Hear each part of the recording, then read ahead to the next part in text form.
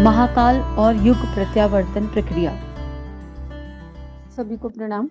महाकाल और युग प्रत्यावर्तन प्रक्रिया डे 9। आइए आगे पढ़ते हैं। कल गुरुदेव समझा रहे थे कि कौन कौन सी ऐसी परिस्थितियां होती हैं जहां मरहम पट्टी काम नहीं करती, जहां रिनोवेशन काम नहीं करता है, पूरा तोड़ के दोबारा ही बनाना पड़ता है, मतलब मेजर ऑपरेशन की आवश्यकता पड़ी जाती है। आगे गुरुदेव उसी में आगे लिख रहे हैं, बाह्य दृष्टि से आज का संसार प्राचीन काल की अपेक्षा अधिक समृद्ध, अधिक संपन्न और अधिक समर्थ है। लगता है हम प्रगति के पथ पर तेजी से बढ़ते चले जा रहे हैं। यह भौतिक मूल्यांकन सही भी हो सकता है, पर आत्मिक क्षेत्र में स्थिति बिल्कुल उल्टी है। भावनाओं में से उत्कृष्टता और आदर्शवादिता उठती सी चली जा रही है। आदर्श के चरित्र के व्यक्ति जिनका भीतरी और बाह्य स्वरूप एक हो, ढूंढे नहीं मिलते। परस्पर आत्मीयता, सहयोग, सेवा और उदारता की रीति नीति बरतने वाले लोग दिखाई ही नहीं पड़ते। आंतरिक दरिद्रता इतनी व्यापक हो चुकी है कि किसी भी भयानक दुर्भिक्ष से उसकी विभीषिका लाखों गुनी अधिक है। तो ये गुरुदेव यही बात लिख रहे हैं कि कहने को तो हम लोगों ने कितनी तरक्की कर ली, और भारत तो चलिए विकासशील देश है, लेकिन बाहर के देशों की अगर देखा जाए तो प्रगति कितनी ज्यादा है। लेकिन वो प्रगति कौन से स्तर की है? वो भौतिक प्रगति तो बहुत हाई है, मशीनों की तकनीक की दृष्टि से तो बहुत ज्यादा प्रगति हो गई, लेकिन मानवता की दृष्टि से शायद कहीं माइनस में चले गए। अगर मानव के जो मूल गुण हैं, जो आत्मा के मूल गुण हैं, जो मनुष्य में ईश्वर का अवतरण जो गुरुदेव ने योजना बनाई, उसकी तरफ से तो बहुत दूर हो गए, एक्सट्रीम दूर हो गए। और अगर हम इतने ही समर्थ हो गए तो आज हम लॉकडाउन होके क्यों बैठे हैं? क्या ऐसा कौन सी स्थिति घटित हो गई कि हमें ऐसे बैठना पड़ गया आज? क्योंकि हमारी भावनाएं चरमरा गई हैं अंदर की। स्वार्थ में इतना ज्यादा खो गए हैं, भोग विलासिता में इतना ज्यादा हम लोग कहीं खो गए हैं कि अंदर से मन को कुछ चीजें तो हम ऐसी कर जाते हैं कि हमें पता होता है कि ये अनुचित है, ये नहीं करने योग्य नहीं है, और इससे प्रकृति को कहीं ना कहीं कोई नुकसान होने के चांसेस हैं। लेकिन हम मजबूर हैं, कई जगह हम मजबूर, ऐसा हम खुद को बताते हैं कि भाई मजबूर है, इसके बिना तो कोई पॉसिबिलिटी नहीं है, इसके बिना तो हो ही नहीं सकता। और एक दूसरे के प्रति जो सहयोग और उदारता का भाव था वो भी कहीं ना, ऐसा नहीं है कि पूरी तरह खत्म हो गया, लेकिन जो मेजोरिटी है वो दूसरी तरफ खिसक गई है। मेजोरिटी जो है अपने अपने अपने अपने मैं और मैं और मैं और मैं, मेरा मेरा और मेरा में लगी हुई है। तो गुरुदेव लिख रहे हैं कि इतनी जो मतलब ये विभीषिका जो है, जो ये अंतर्मन की लोगों की जो स्थिति हो गई है ना, कोई भयानक दुर्भिक्ष आ जाए ना, उससे ज्यादा बड़ी प्रॉब्लम है ये, जो दिखाई नहीं पड़ रही, पर प्रॉब्लम ये बहुत ज्यादा बड़ी है। और हमारे मनोभावों को गुरुदेव ने पहले हमने स्वाध्याय में पढ़ा कि किस तरह यूनिवर्स से कनेक्ट किया, और किस तरह बताया कि जो हम सोच रहे हैं, जैसा हमारा चिंतन होगा, यूनिवर्स में वही जाके लौट के आ रहा है। तो अब अगर हमारी चिंतन इस तरह की हो जाएगी तो आगे से लौट के हमें मिलेगा क्या? यही मानव जाति का संसार का सबसे बड़ा दुर्भाग्य है। इसी कमी के कारण साधन सामग्री की दृष्टि से समुन्नत यह समाज आज नरक की आग में जल रहा है, जबकि इतनी साधन संपन्नता मिलने पर स्वर्गीय वातावरण परिलक्षित होना चाहिए था। किस समय में गुरुदेव ने किताब लिखी होगी, ईयर तो एग्जैक्ट नहीं पता, पर जब गुरुदेव का महाप्रयाण हुआ 90 में, और उसके भी कई 10 साल पहले के करीब लिखी होगी, और देखिए उन्हें तब भी पता था कि आने वाली स्थिति में आज हम जिस समय ये किताब पढ़ रहे हैं तो एग्जैक्टली यही स्थिति चल रही है। इतना जब सब कुछ हो गया, इतने हाईली क्वालिफाइड देश, इतने समुन्नत जिन्हें वर्ल्ड पावर कहा जा रहा है, वो भी हाथ पे हाथ धर के बैठे हुए हैं। जब इतनी साधन संपन्नता है तो फिर दिक्कत किस बात की है? क्यों हम धरती पे स्वर्ग को नहीं ला पा रहे हैं? ये एक मतलब सोचने विचारणीय प्रश्न है अपने अंदर। इस अभाव की पूर्ति पुनर्निर्माण से ही संभव है। पीतल के बर्तन टूट फूट जाते हैं, तब उन्हें गलाकर दोबारा नया ढाला जाता है। प्रेस के टाइप जब घिस जाते हैं तब उन्हें फाउंड्री में गलने और नए सिरे से ढलने के लिए भेज दिया जाता है। मनुष्य के अंतःकरण भी अब टूटे बर्तनों और घिसे टाइपों की तरह दम्भी होने के कारण बेकार हो गए हैं। अब उन्हें नए सिरे से गलना और ढलना पड़ेगा। गलाने और ढालने की फैक्ट्रियों में तेजी से आग की भट्टी जलती है। उन रद्दी धातुओं का प्रथम संस्कार उन्हीं से होता है। उनकी कठोरता को कोमलता में बदलने के लिए सर्वप्रथम अग्नि संस्कार का आयोजन होता है। गुरुदेव एग्जाम्पल दे रहे हैं कि पुनर्निर्माण होता है तो उसके लिए एक तो प्रोसेस है, उस प्रोसेस से होके गुजरना ही पड़ेगा। फिर वो चाहे किसी भी चीज का, चाहे जड़ का पुनर्निर्माण हो रहा हो, चाहे चेतन का। अभी गुरुदेव ने जड़ता के एग्जाम्पल दिए कि भाई अगर पीतल का बर्तन है और वो खराब हो गया है तो उसे गलाया जाएगा। अब सोना है, अगर आपको कोई नया आभूषण बनाना है तो उसे गलाना ही पड़ेगा। तो गुरुदेव वो एग्जाम्पल दे रहे हैं कि अब जो हमारा अंतःकरण है वो भी गल सड़ गया है, उसमें कुछ बचा नहीं है कि उसको रिनोवेट कर दिया जाए। और जो रिनोवेशन भी पॉसिबल है, आगे गुरुदेव तरीके बताएंगे, लेकिन हम सुने तो सही, क्या हम अभी भी जाग पा रहे हैं? अभी भी हम सो रहे हैं, हम सुनना ही नहीं चाहते। प्रकृति तो हमें कब से शायद समझा रही होगी। ये किताब तो कभी पता नहीं कब की लिखी हुई है, हम इसे आज पढ़ रहे हैं इस समय जब ये एक्चुअली स्थिति है। मतलब जब ये किताब लिखी थी तभी वार्निंग दे दी गई थी कि अभी भी समझ जाओ, लेकिन क्या उस समय जिन लोगों ने किताब पढ़ी उन्होंने समझा क्या हमें किस दिशा में जाना है? कितने % लोग समझ पाए? प्रश्न ये उठता है। तो अग्नि के अंदर तो तपना ही पड़ेगा। गुरुदेव कह रहे हैं अग्नि संस्कार के अलावा, मतलब अगर कोमल बनाना है, भावनाओं को परिष्कृत करना है, तो अग्नि संस्कार ही एक मात्र साधन है, पहला स्टेप वही है।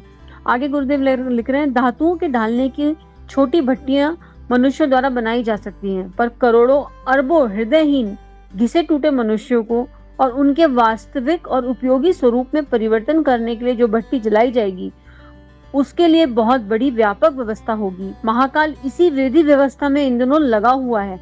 देखिए जिस समय लिखी है उस समय गुरुदेव कह रहे हैं कि महाकाल की तैयारी तो पता नहीं कब से चालू हो गई थी, कब से महाकाल ने तैयारी शुरू कर दी थी कि अब जो है एक बहुत बड़ा हिस्सा हृदयहीन हो गया है, संवेदना चली गई है लोगों की, मानवता चली गई है, कंपैशन करुणा का भाव चला गया है। तो पता नहीं कब से तैयारी कर रहा है महाकाल। गुरुदेव बोल रहे हैं आज वो हमारे सामने आ गई है, किस तरह की तैयारी कर रहे थे महाकाल और क्यों कर रहे हैं? पुनर्निर्माण के लिए। ऐसा नहीं कि उन्हें हमसे कोई रोष है, वो तो हमसे प्यार ही करते हैं और आज भी प्यार करते हैं, लेकिन जैसा कि हम कल ऑडियो में बात कर रहे थे, हम अपनी आने वाली जनरेशन के लिए एक्चुअली कुछ छोड़ के जाने वाले नहीं थे। अगर ये प्रकृति अपना डंडा नहीं उठाती तो बर्बाद हो चुकी होती अब तक। अभी कुछ वैसे भी नहीं बचा, हमने छोड़ा कुछ भी नहीं था, लेकिन और बहुत माइनस में जाने की फुल संभावनाएं थी। आगे महाप्रलय का अंतिम तांडव नृत्य तब होता है। अब देखिए गुरुदेव बता रहे हैं कि ऐसी, मतलब महाकाल जो व्यवस्था बना रहे हैं उसे इम्प्लीमेंट कब करते हैं, वो एक्सप्लेन करने जा रहे हैं गुरुदेव। जब पंच तत्वों से बनी प्रकृति जराजीर्ण हो जाती है, तत्व बूढ़े होने के कारण अपना काम ठीक समय अनुसार नहीं कर पाते, ऋतुएं समय पर नहीं आती और उत्पादन पोषण विनाश की क्रम व्यवस्था में व्यवधान उत्पन्न हो जाता है। धरती की उत्पादन और धारणा शक्ति बीत जाती है और यह ग्रह नक्षत्र अपना काम नियत समय पर पूरा करने में असमर्थता प्रकट कर देते हैं। ऐसी स्थिति में महाकाल का अंतिम तांडव नृत्य इस ब्रह्मांड को चूर्ण विचूर्ण कर छितरा बिखरा देने वाली महाज्वालाएं प्रचंड करता है और नई सृष्टि के सृजन की भूमिका संपादित करने के लिए महाकाली फिर अपने प्रसव प्रजनन की तैयारी में लग जाती है। देखिए गुरुदेव मतलब कि प्रकृति माता कितने पेन में है, और जब उन्होंने जाके कंप्लेन करी होगी महाकाल से, अगर ऐसा मान ले एक बार इमेजिनेशन और विजुअलाइजेशन के टर्म्स पे कि अब मेरा जीना मुश्किल हो गया है, पंच तत्व अब परेशान हो गए कि भाई ये जो आपने इतने सुंदर मानव जाति बनाई थी, इसका जो काम था ये उसके विपरीत काम कर रही है।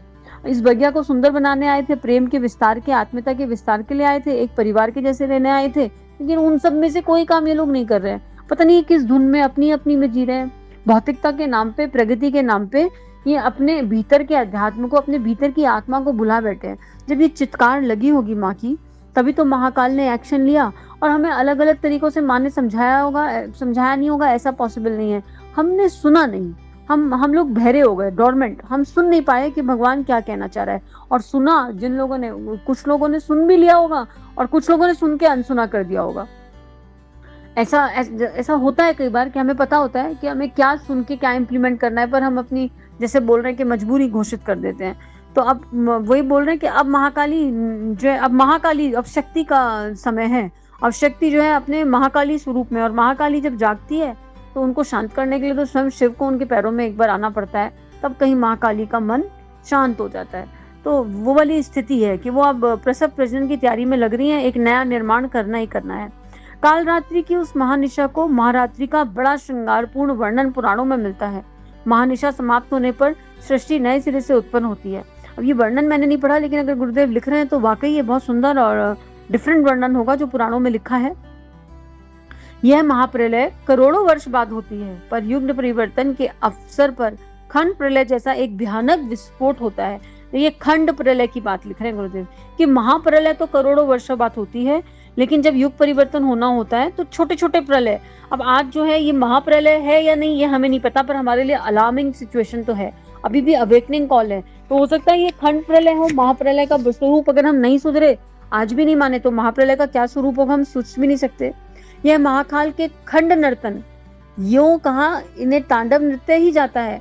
जो ये हैं तो खंड, मतलब छोटे छोटे पार्ट्स में हो रहे हैं, लेकिन गुरुदेव लिख रहे हैं कि है ये तांडव नृत्य ही। जब मानवीय मनोभूमि अत्यधिक दूषित होकर उस स्तर पर पहुंच जाती है कि सुधारक के सामान्य क्रियाकलाप निरर्थक सिद्ध होते हैं, तो महाकाल को अपने तीव्र अस्त्रों का प्रयोग करना पड़ता है।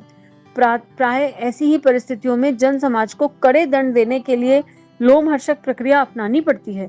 इस भयानक क्रूर कर्म को करने के लिए अवसान के देवता शंकर जब रौद्र रूप धारण करते हैं तो चारों ओर उथल पुथल की रक्त रंजित क्रिया पद्धति अपनाते हैं, तब उन्हें रुद्र कहते हैं। देखिए महाकाल जो भोले बाबा हैं, भोले भंडारी हैं, वो कितना पेन हुआ होगा, हम लोग उनकी संतान है। तो एक माता पिता जब अपने बच्चे को की दंड के लिए दंड व्यवस्था तैयार करते हैं तो कहीं अंदर से प्रसन्नता तो नहीं होती उन्हें। आप खुद एक अगर माता पिता के रूप में है तो सोच के देखिए, तो अंदर से प्रसन्न नहीं होते, अंदर से कहीं दुखी होता है। एक थप्पड़ भी अगर आप अपने बच्चे को मारो तो आपके मन में कहीं ना कहीं एक कष्ट, एक पीड़ा होती है, लेकिन आपको पता होता है कि अब कोई चारा बचा नहीं, अब यही एक रास्ता रह गया है, तब कहीं जाके आप स्ट्रिक्ट एक्शन लेते हो। तो अगर महाकाल, जिन्हें परम पिता भोले बाबा कहते हैं, अगर वो अपने रौद्र रूप में आ रहे हैं प्रकृति के पुनर्निर्माण के लिए, तो प्रसन्नता तो उन्हें कहीं नहीं हो रही होगी। हमारी चिंता ही है, कहीं ना कहीं हमसे प्रेम करते हैं, क्योंकि हम सब उन्हीं की आत्मा का, उन्हीं की चेतना का विस्तार है कहीं ना कहीं। और अब वो रक्त रंजित रूप में आ रहे हैं तो उनको शांत करना भी हमारी जिम्मेदारी है। हम अभी भी सुधर जाएं, अभी भी वो रास्ता अपना लें जिसमें भौतिक प्रगति नहीं करें, ऐसा नहीं कहा जा रहा है, लेकिन हम ये समझें कि हमारा मूल उद्देश्य क्या था, हमारी आत्मा के मूल गुण क्या है, और हम अपनी आत्मा का दोहन करके, आत्मा का शोषण करके अगर उन्नति प्राप्त कर रहे हैं या प्रगति कर रहे हैं तो उस प्रगति का क्या लाभ। इस कल्प के आरंभ से लेकर अब तक महाकाल को 11 रुद्र अवतार धारण करने पड़े हैं। पुराणों में एकादश रुद्रों के नाम और उनके चरित्र का विस्तृत वर्णन है। अब कहीं ना कहीं मैंने भी नहीं पढ़ा अभी, लेकिन कभी ना कभी ये पढ़ने का या जानने का मौका मिला तो मैं भी जानना चाहूंगी कि कौन से रुद्र अवतारों के नाम और उनका विस्तृत वर्णन है। लेकिन गुरुदेव लिख रहे हैं तो निश्चित रूप से उनका वर्णन होगा, और इन सबको भूल जाइएगा कहाँ क्या वर्णन है। एक तो हम अपनी आंखों से आज की डेट में देख रहे हैं और साक्षात देख रहे हैं कि किस तरह महाकाल की व्यू रचना होती है, और उस व्यू में हम लोग कैसे महसूस करते हैं, क्या महसूस करते हैं।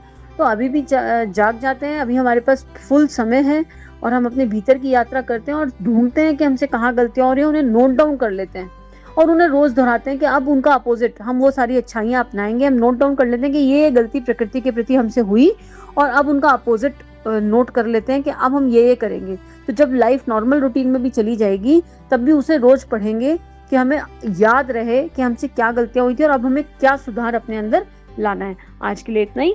सभी को प्रणाम। माँ वसुधा विश्व कल्याण के भाव से शांति पाठ।